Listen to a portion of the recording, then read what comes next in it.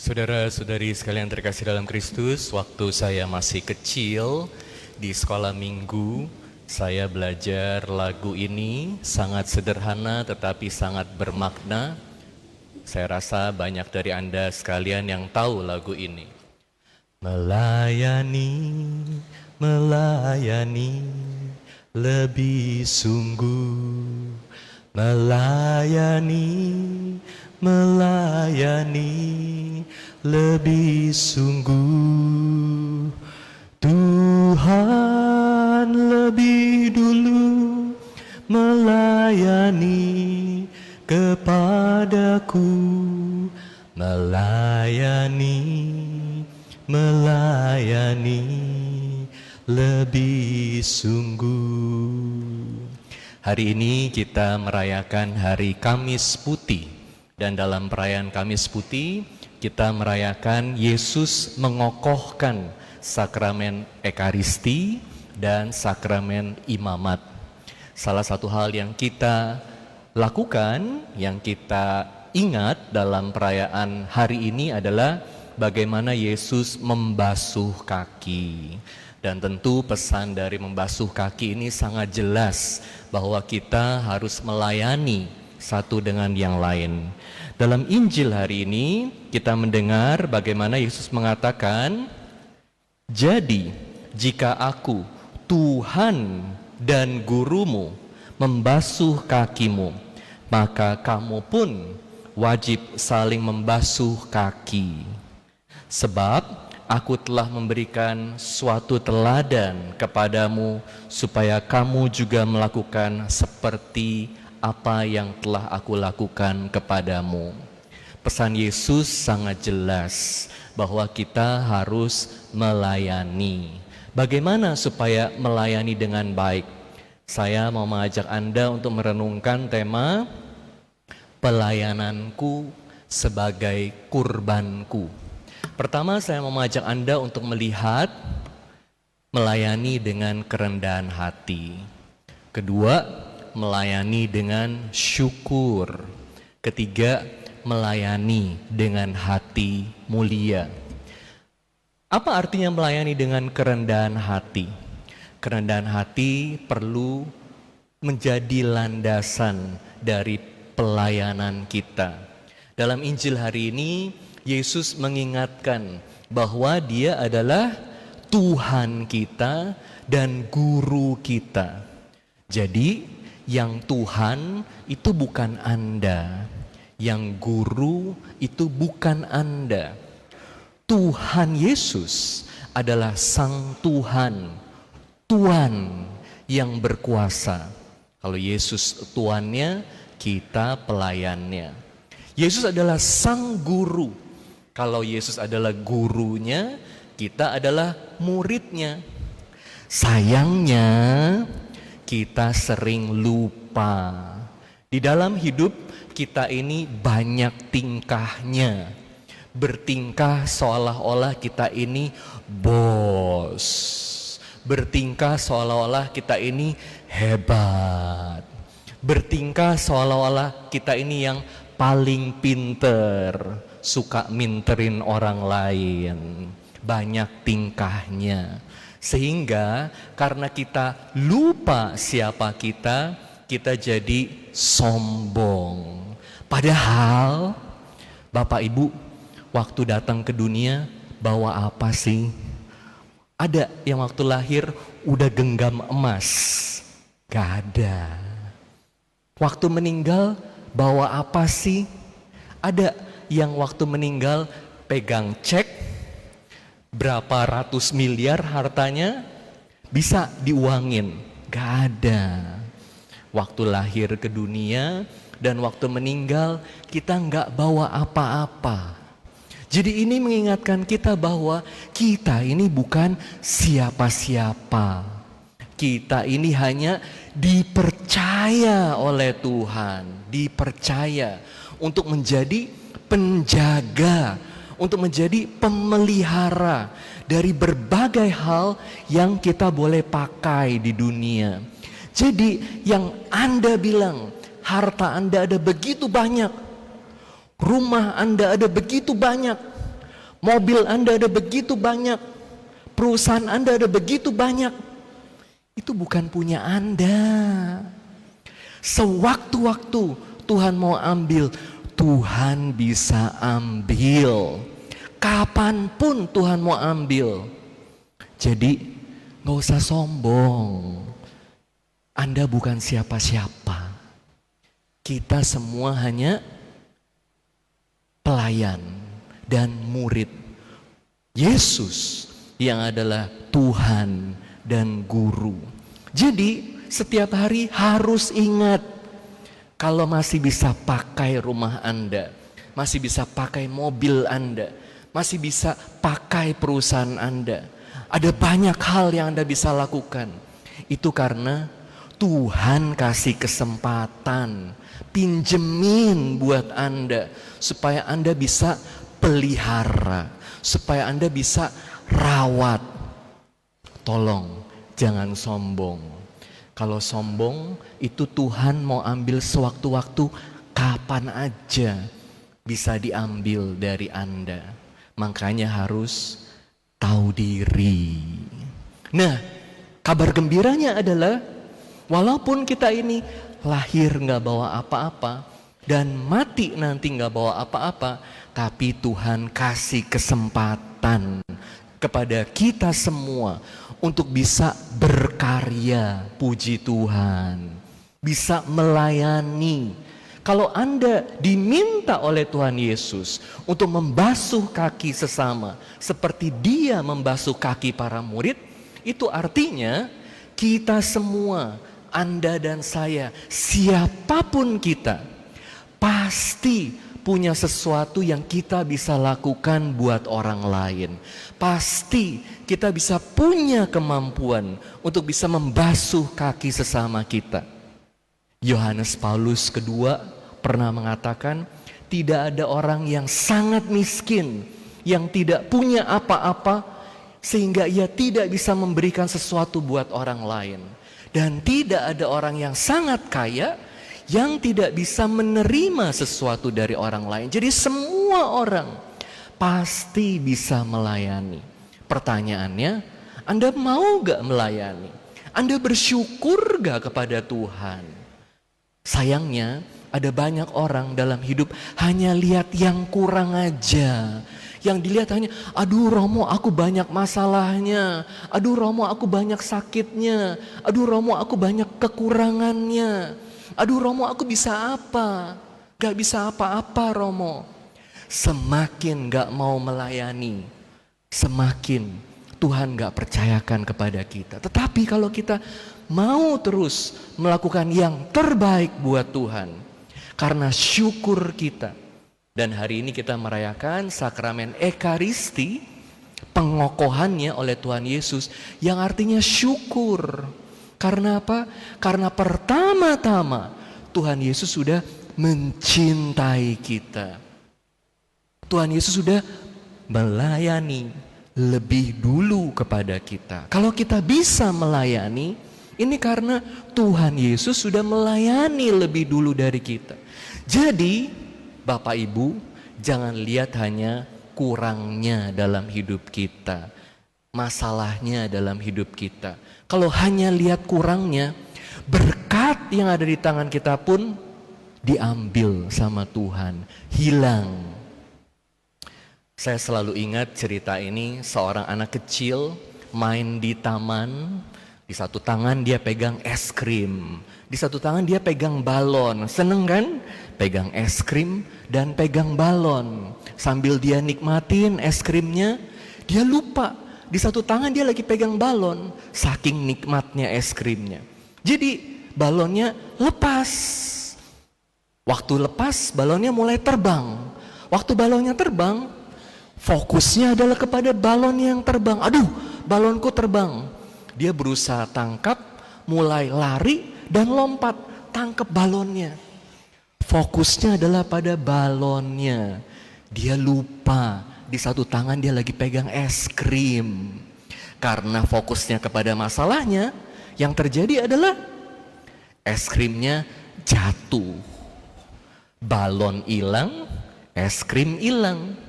Ini yang terjadi kepada kita kalau kita tidak bersyukur, tidak bisa melihat berkat Tuhan, buta terhadap berkat Tuhan karena hanya lihat yang kurang, hanya lihat masalah. Hidupnya jadi berat. Tapi kalau bisa bersyukur, betapa indahnya hidup ini. Anda bisa gak melayani orang lain? Coba malam hari ini pikirin, apa sih yang aku bisa lakukan buat orang lain sebagai bentuk syukur kepada Tuhan karena sudah dipercaya sama Tuhan, dikasih kesempatan, dikasih umur. Jadi kalau dikasih umur panjang, tanya sama Tuhan, Tuhan, bagaimana aku bisa melayani Engkau lebih sungguh. Dan kalau kita bersyukur, kita melayani dengan hati yang mulia. Mau gak punya hati yang mulia? Excellence. Melayani bukan untuk cari pamrih. Melayani bukan supaya dipuji oleh banyak orang. Ini namanya pencitraan. Melayani bukan supaya dikasih duit. Melayani bukan supaya bisa memanipulasi orang-orang di sekitar kita supaya mereka senang sama kita dan mengikuti apa yang kita mau. Ini bukan pelayanan, ini dagang. Hanya memanipulasi orang lain supaya bisa kita gerakin, supaya bisa ngikutin apa yang kita mau. Tetapi melayani dengan hati mulia artinya selalu memberikan yang terbaik karena bersyukur kepada Tuhan. Jadi melayani bukan untuk cari sesuatu yang lain. Melayani supaya dipuji, melayani supaya dapat duit, melayani supaya orang lain bisa dengerin aku. No, ini tidak murni. Tapi kalau melayani karena hatinya emas, dan supaya hatinya emas, ini bukan untuk sesuatu yang lain. Tapi setiap kali kita melayani, pasti hati kita menjadi semakin mulia. Jadi hati yang mulia, excellence, adalah hadiah dari Tuhan karena kita melayani. Dan biarin orang lain mau kurang menghargai kita, gak apa-apa. Kalau jadi suster, jadi pastor, jadi ketua lingkungan, ketua wilayah, sudah berusaha melakukan yang baik, tetapi masih ada kurangnya dan masih dikritik sama orang, gak apa-apa. Karena bukan itu yang kita cari. Yang kita cari adalah hati yang mulia. Karena semakin kita melayani, hati kita semakin diasah, bersinar, menjadi terang, menjadi indah. Mau gak punya hati mulia? Belajar melayani. Tahun 1945, bulan Januari, ada satu anak cewek umur belasan tahun, namanya Edith. Dia pakai baju penjara. Dia baru lari dari satu penjara karena dia dipenjara oleh Nazi di Polandia. Jadi waktu itu Perang Dunia Kedua, dan ada banyak orang-orang Yahudi ini dipenjara sama Nazi, sama Hitler yang gila. Banyak yang dibunuh. Si Edith ini ditangkap sama orang-orang Nazi. Kemudian dipenjara, dan bulan Januari itu penjaranya bubar karena Jerman kan kalah. Jadi dia bisa keluar dan dia mau kembali ke kota tempat dia lahir, di Krakow. Dia lompat ke satu kereta, di gerbong itu isinya itu batu bara. Pokoknya lompat aja. Jadi pakaiannya pakaian baju penjara, dan tentu Anda tahu kalau bulan Januari di Eropa kan musim dingin kan? Jadi dingin sekali, dia sangat kedinginan. Udah gitu waktu gerbongnya gerak, tentu tambah kedinginan. Dia nggak tahan dengan dinginnya. Sesudah beberapa jam di gerbong kereta itu, dia akhirnya lompat lagi turun. Dan waktu dia lompat turun, dia udah lemes sekali, nggak ada tenaganya. Dia terkulai. habis tenaganya dan sangat kedinginan. Saat itu dia sadar maut sedang datang menjemput dia. Tapi puji Tuhan, di saat kritis itu ada seorang pemuda yang sangat ganteng, tinggi besar, seperti malaikat datang deketin dia. Waktu dia lihat buka matanya, anak muda itu tanya, "Kenapa kamu di sini?" "Saya mau balik ke Krakow, mau cari orang tua saya." Anak muda itu kan lihat kan, anak muda ini waktu itu umurnya baru 25 tahun. Dia lihat, aduh ini anak cewek kasihan banget, masih begitu muda, badannya kecil, kurus, kedinginan. Lalu anak muda cowok itu bawain minum. Dia pergi sebentar, dia tinggalin, dia cari teh hangat. Dia kasih minum, lumayan, ada sedikit kehangatan. Terus anak muda cowok itu pergi lagi, cari makanan, balik bawa roti dan bawa keju.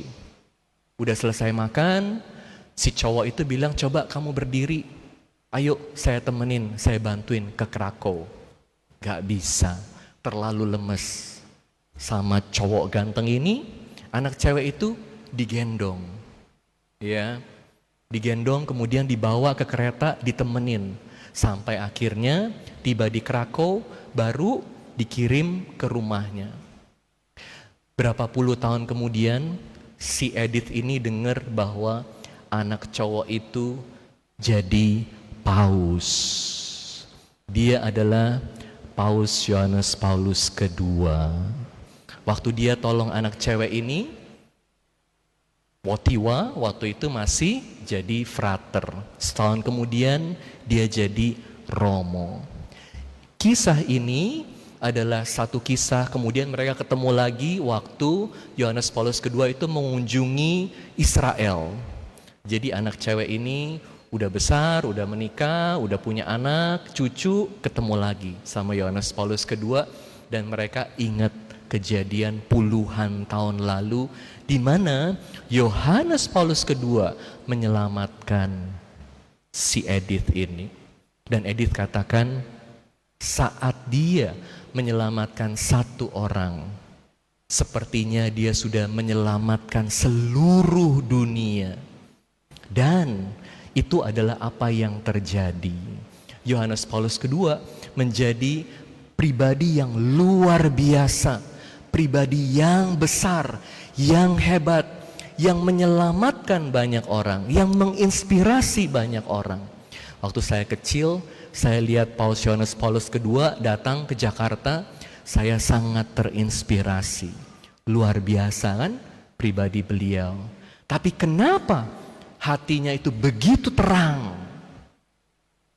Dari masih muda, walaupun hidupnya itu dipenuhi dengan berbagai penderitaan. Mamanya meninggal dia masih kecil. Saudaranya yang dia cintai meninggal waktu Wottiwa masih kecil. Papanya meninggal waktu dia umur 21. Kurang apa lagi penderitaannya. Dan waktu dia tinggal di Krakow, dia lihat begitu banyak orang menderita, teman-temannya dibunuh sama Nazi. Penderitaan yang dia alami itu begitu luar biasa. Tetapi itu tidak membuat dia jadi patah semangat. Itu tidak membuat dia jadi hidup dalam kepahitan. Itu tidak membuat dia untuk hanya marah sama Tuhan. Yohanes Paulus II punya hati yang mulia, yang membantu tanpa pamrih. Walaupun gak ada orang yang lihat apa yang dia lakukan, dia terus berusaha untuk memberikan yang terbaik. Bagaimana dengan kita semua? Malam hari ini Tuhan mengajak kita untuk membasuh kaki sesama kita satu dengan yang lain, supaya kita bisa punya hati yang mulia. Melayani, melayani lebih sungguh. Melayani, melayani lebih sungguh. Tuhan lebih dulu melayani kepadaku, melayani, melayani lebih sungguh.